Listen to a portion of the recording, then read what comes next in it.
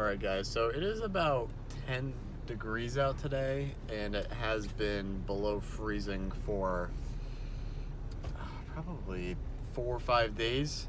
Now my car's been running for about 15 minutes and it's still not up to temp, so it's pretty cold out. The old Ranger has been sitting there. I think I'm gonna try to start it. Now this thing is a 405 speed.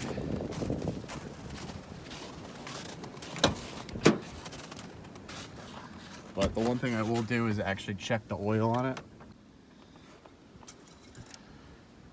Oh yeah, it's got oil. I think it does.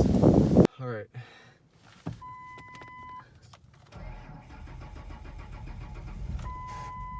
Oh, cranky.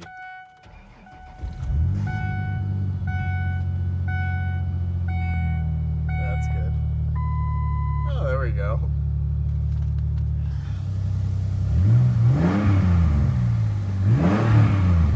Give it the cold rev and shut it off. That is how you cold start a Ford Ranger.